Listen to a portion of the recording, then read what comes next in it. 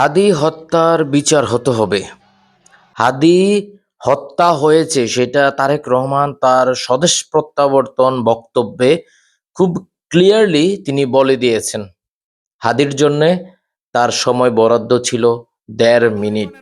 ১.৫ মিনিটে খুব সুন্দর চমৎকারভাবে হাদির বিষয়গুলো তুলে ধরেছেন।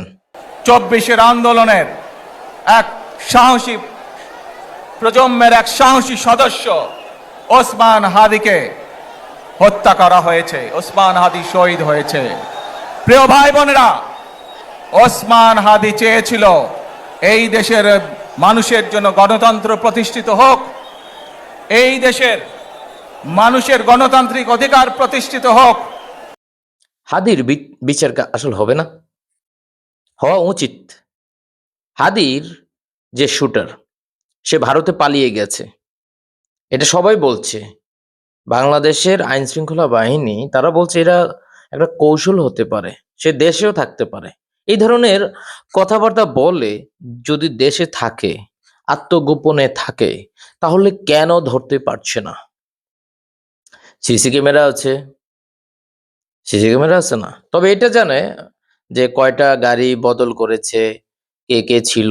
কিন্তু এখন আপনি দেখেন শাহবাগে যে আন্দোলনটা চলছে, সে আন্দোলন যদি গণ আন্দোলনে রূপ নেয় অথবা নর্মাল যে জনগণ তারা যদি এটাতে যোগ দেয়, তাহলে কি হবে? বিষয়টা একটা শাটডাউন হতে পারে।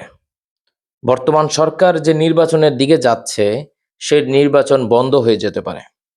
তবে হাদির বোন একটা কথা বলেছে, সেটা বলেছে নির্বাচন বানচাল করতে দেয়া যাবে না। এটা একটা কথা। আরেকটা বিষয় হচ্ছে যে হাদি যেটা বলেছে, হাদি বলেছে তাকে যদি শুট করে ফেলা হয়, গুলি করে মেরে ফেলা হয়, তাহলে সেটার জন্য বিচার হয়। মনে করেন এবং এক্সট্রা কোনো সিকিউরিটি লাগবে না, শুধু আমাদেরকে যদি কেউ গুলি করে মেরে ফেলে তাকে যেন ধরে বিচার করা হয়। আপনি যদি আজকে আমাকে, জাবেরকে, আমাদের টিমকে মেরে ফেলেন এবং তার যদি বিচার করতে না পারেন, তাহলে নতুন কেউ জন্মাবে না। শুধু এই জন্য তার বিচার করে ফেলতে হবে, আর কিছু স্পেশাল সিকিউরিটি লাগবে না। বুঝতে পারছেন তো?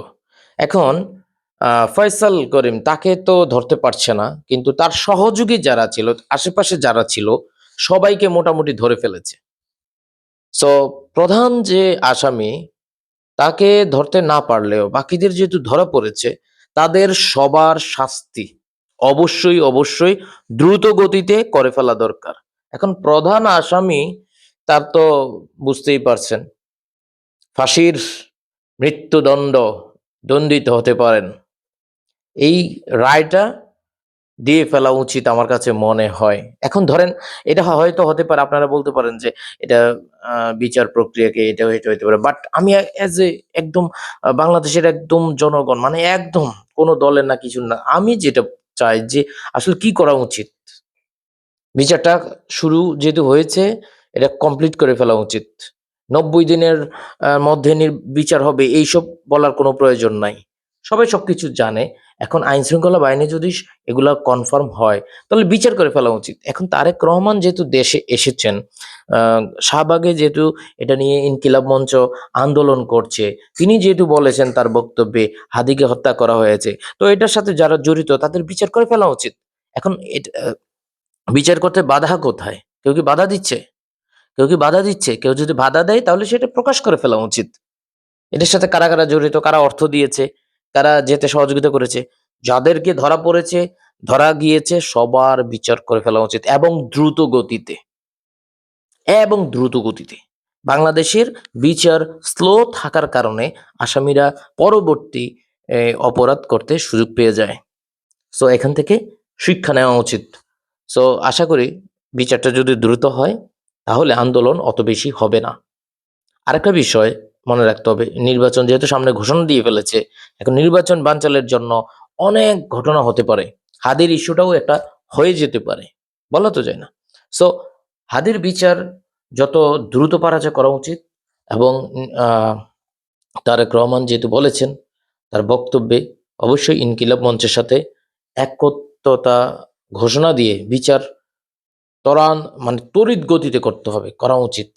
এখন তড়িৎ গর্জিতে করতে গেলে অনেক ফাঁক ফোকর থাকতে পারে, সেই ফাঁক ফোকর গুলো তো যারা বিশেষজ্ঞ আছে তারা দেখবে, এবং যারা বিচার করবেন বিচারপতি বা যারা আছেন তারা দেখবেন বিষয়গুলা।